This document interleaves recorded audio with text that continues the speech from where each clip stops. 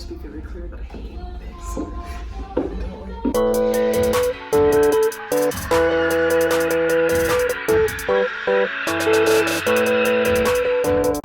Don't like the hunting singing.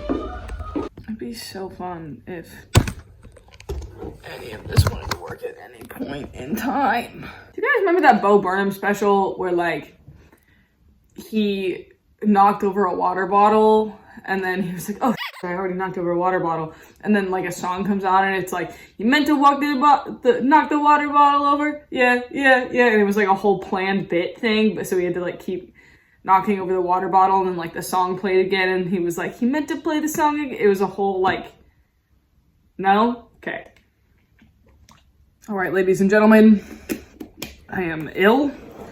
I'm running on a Dayquil, but this project is due at the end of this week. And this is not even the final part, so bear with me. Things that I did today that would kill a Victorian child. Drink Gatorade. Now, for those of you familiar with that joke, the Victorian era was actually not that long ago. I used to think that when people were like, oh, things that would kill a little Victorian child, the modern day jelly bean, I thought they were talking about people in the medieval era. Like, that's what I was picturing. People that grew up without like indoor plumbing and where they were surviving on like crusts of bread.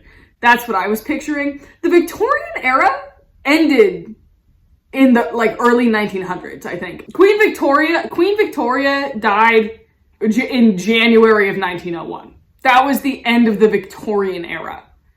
So I learned something new. I hope you guys did too. What am I going to talk about when it comes to celebratory performances and celebratory entertainment?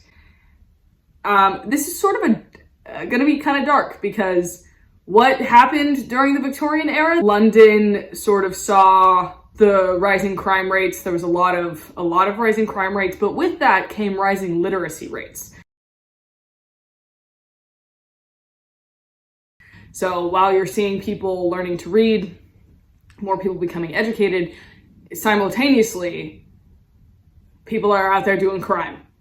So, you know, they can't all be winners. So for the first topic, I'm going to talk about Sherlock Holmes, and the next topic, I'm going to talk about Jack the Ripper. So for my trip within London, I went to the Sherlock Holmes Museum, which, to be fair, was kind of a tourist trap. They took 221B Baker Street, which is a real address in London, and was the address that Sir Arthur Conan Doyle used for his fictional detective's house. And then you go up into this sort of townhouse that is decorated according to the time, the era, and what is described in Sir Arthur Conan Doyle's novels. The floor plan has somewhat been agreed upon based upon Sir Arthur Conan Doyle's descriptions and then modern day adaptations. There's this idea where you walk up the stairs and you are led into a sitting room with a fireplace and a couch. And then if you go left, you're led into another room. In the museum, it is Sherlock Holmes's bedroom. In BBC Sherlock, it is a kitchen. And I think in the Robert Downey Jr. special as well, I think it is also a kitchen. And if you go upstairs, that's where the bedrooms are. One thing they also said is don't touch anything, because everything in that home is from the Victorian era. One thing I found interesting about it is that in Sir Arthur Conan Doyle's novels, it's described that Sherlock Holmes has pictures of serial killers in his bedroom on the wall. If you don't know any better, you're like, who these pictures of friends and family, most likely. Nope. They're old-timey mugshots. The tour guide said that Sherlock Holmes did that so he could better understand his opponents in the mind of a serial killer. Again, he was a fictional lad, so we don't really know. Due to the rising crime rates and also rising literacy rates during the Victorian era, the stories of Sherlock Holmes became super fascinating to the public. The public had this morose fixation on crime and solving crime, and because it was very prevalent in their everyday lives. And so Doyle introducing this fictional detective who was sharp-witted and using techniques that the police weren't using. Sherlock Holmes really utilized fingerprints and like dust marks. That was a very new technology of the time. Fingerprinting and forensics was a sort of Sherlock Holmes deal, and people had never really seen that before. In modern adaptations, his deal becomes further beyond that sort of forensics, since fingerprinting and DNA analysis and blood splatter analysis is very the par for the course. If a police agency isn't using fingerprint technology, what are they doing in today's age? Modern adaptations have had to evolve Sherlock's intelligence in order to make him believable for modern audiences. Arthur Conan Doyle felt kind of trapped by his character. He wrote a bunch of stories and they were all immensely popular and people were demanding and they wanted more of Sherlock. The classic deerstalker hat isn't even Sir Arthur Conan Doyle's creation. This is sort of one of the first times, to my knowledge, in history where you see an established fandom over a published work. A fandom in the modern analysis. They all are sort of bonded together in their love of this thing. And this is sort of the first time where people felt a collective love and a collective bond over these stories. This was the first time the fandom really has an impact on what an author is doing in this era. So there's a couple people that Sherlock is thought to be based off of. There's a couple of forensic scientists.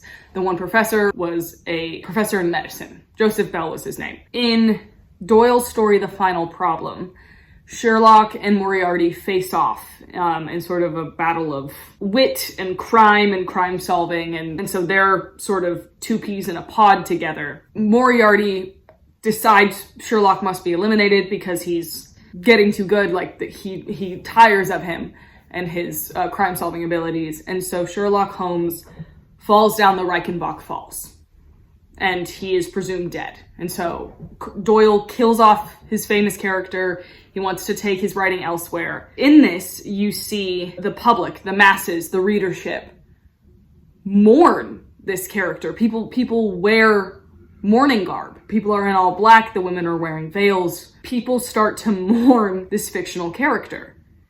And again, in the fandom sense, this is sort of one of the first notable instances of people becoming so attached where they are entering in this official declaration of mourning for this character. After this mourning period of the fans comes the speculation towards Doyle of, did he fake his death? How did Sherlock get out alive? How are you going to continue the story? And so Doyle's goal in killing off Sherlock is somewhat unsuccessful because he's still being bombarded by the fandom. A couple of years later, I believe 2 years later, Doyle resurrects Sherlock, and it turns out that Sherlock faked his death in The Final Problem. With Sherlock Holmes and Dr. Watson. We can't forget about Dr. Watson. I love Dr. Watson, the narrator of all of Doyle's books. With those two characters becoming household names, it's obvious that the public intrigue sort of fuels the story of Sherlock Holmes and makes it into what it is today. We still know who Sherlock is. We still witness modern adaptations of Sherlock Holmes. There have been countless plays, countless different actors have portrayed Sherlock on the screen. The most famous one that I know is BBC Sherlock. Robert Downey Jr. has played Sherlock Holmes. Ian McKellen has played Sherlock Holmes. We've seen Enola Holmes, which is definitely a departure from the source material where they add Sherlock Holmes' sister and is very much still prevalent today. And by popular demand, hello Ross, is Jack the Ripper.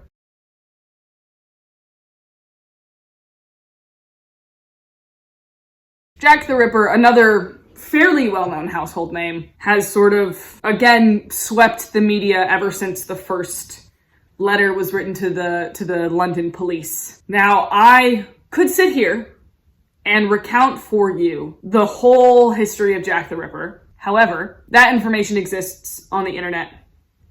So I'm going to focus on a brief history, hit the highlights, then sort of how it relates to my topic. Oh, and I will give my favorite theory on who Jack is.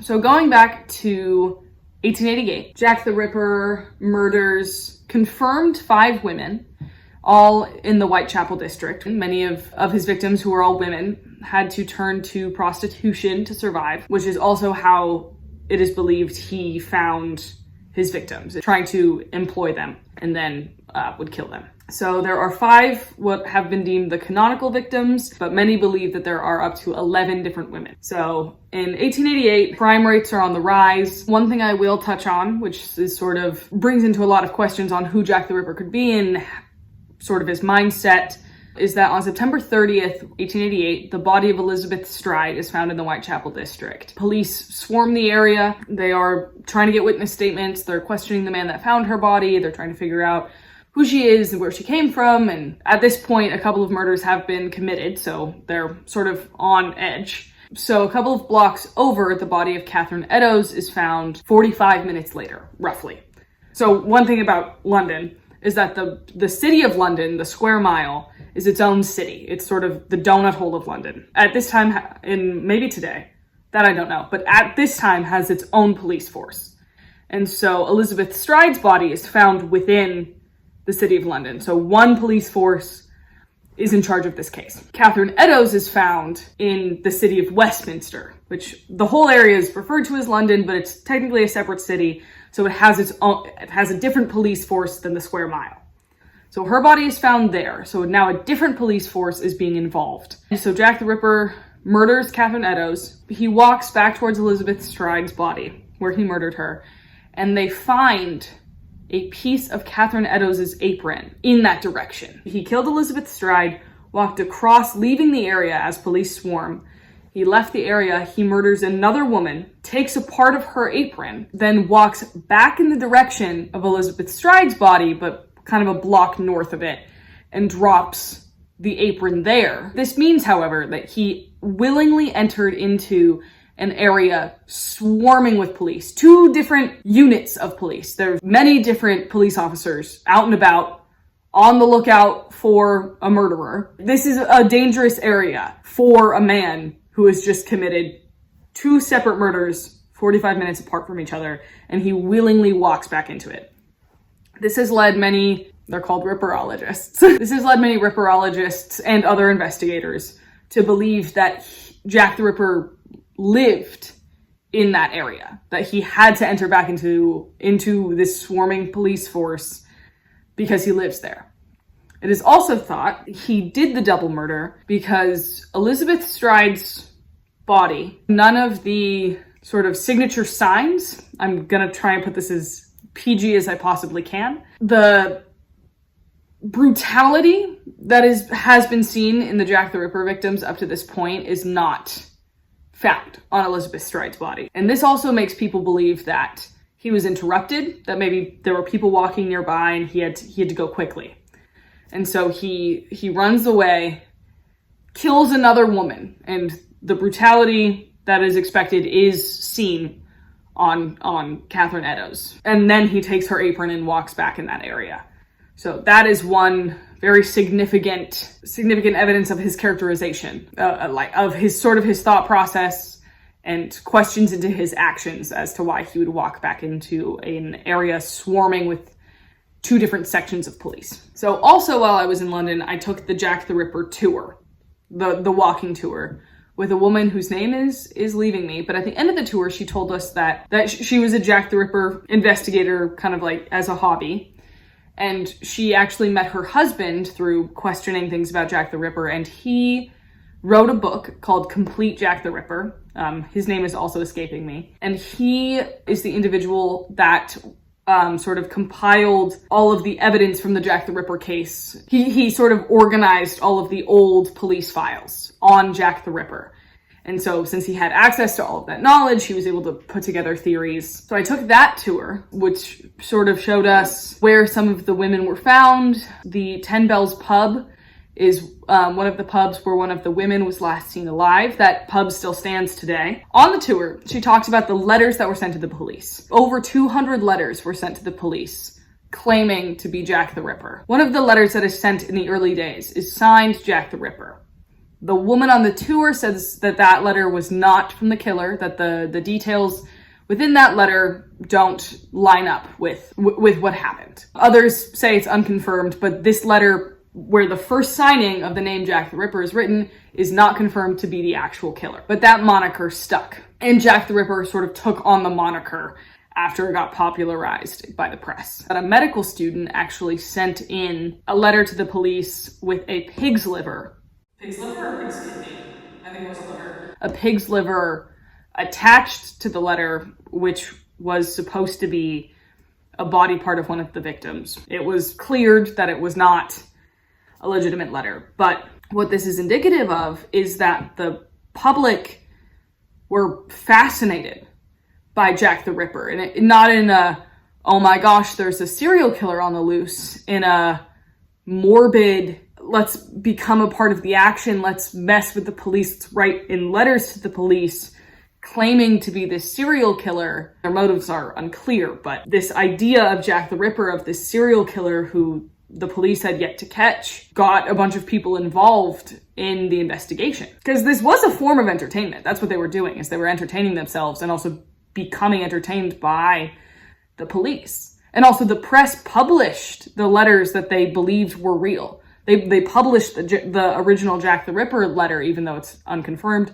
But other letters that were confirmed to be Jack the Ripper that had the correct details were published. And because the Ripper said to publish them, this is just the first instance of a serial killer kind of taking control of the press, and the press obliging. I'm going to share actually two of my favorite theories of who Jack the Ripper was. One is less of, it was this dude, and more of a thought. So one of the Ripper's victims, Mary Kelly, was murdered in her apartment. She is the last canonical victim. The head investigator at the time said that the brutality was, I believe, I'm going to misquote this, but in the lines of not of man, but of the devil, that it would make more sense for the devil to have committed that atrocity. And it was the highest level of brutality seen thus far. The tour guide told us that she had reported one of her windows being broken to one of her landlords. The guide said that is how it's believed that Jack the Ripper got in. Now, the theory that goes along with this, why I mentioned Mary Kelly, is that she had a roommate, Joseph Barnett,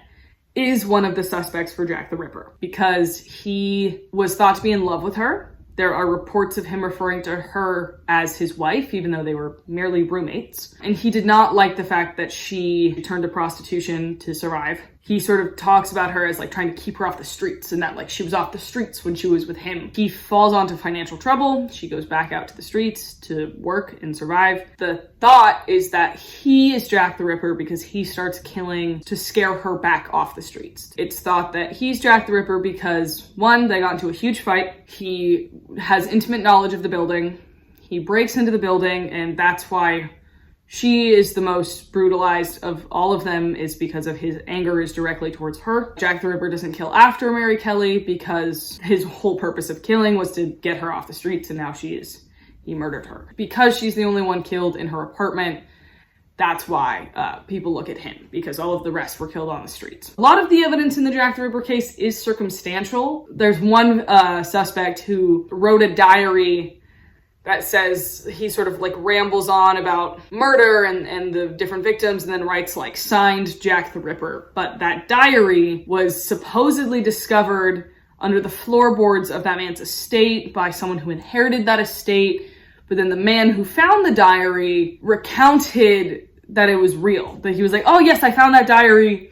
And then a couple years later, he was like, no, I fabricated the diary. And then came back out later and was like, I only said I fabricated it because I didn't want the press attention. So big old gray area as to whether or not so like a lot of the evidence is kind of like that. There's another one where there's a pocket watch, and the pocket watch has etchings of the 5 canonical victims' initials on it with the words I am Jack and then the suspect's initials. But then when the watch was analyzed, the only thing the scientists could say indefinitely was that the etchings were old, but they couldn't date them specifically. Now, one theory that I don't know how much credibility I put to it, but in certain situations it holds up.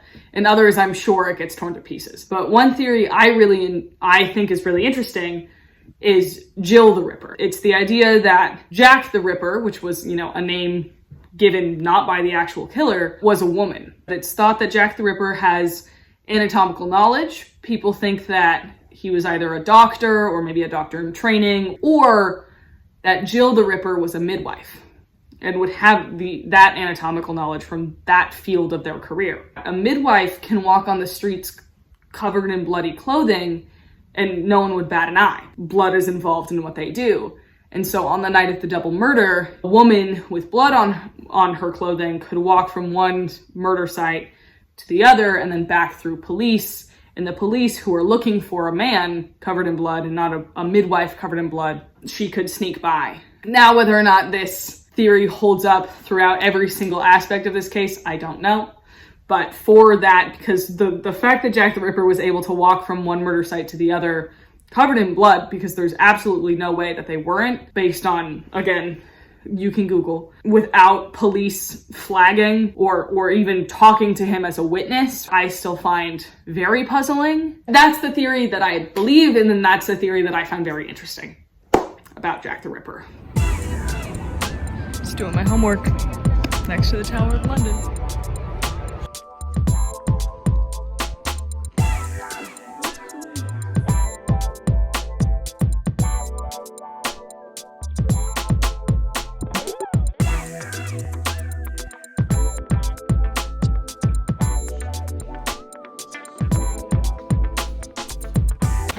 Emily, yes. How are you doing on this hot day? You know, I might swoon, it's so warm. Oh, it is so warm.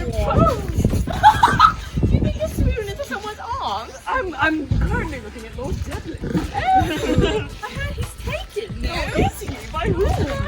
He danced it.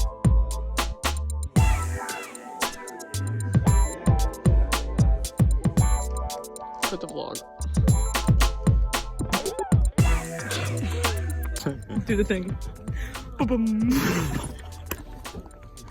Okay, now go ahead, do your thing. But no. Keo, would you like the chance? I'm good. Okay.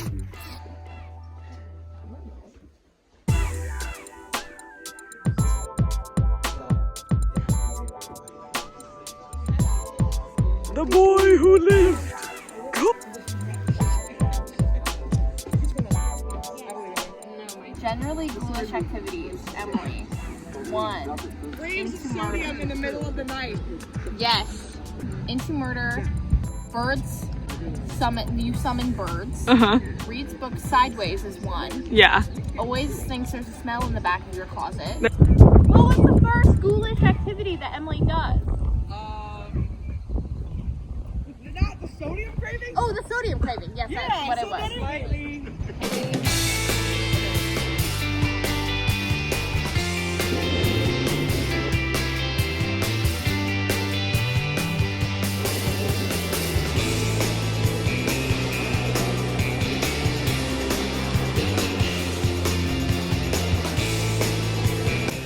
And I hope there's some surprises for you, or some, Jesus, sorry. It's a good start. I hope there's some. He meant to knock the water over, yeah, but you all thought it was an accident. But he meant to knock the water over, yeah, art is a lie, nothing is real. So,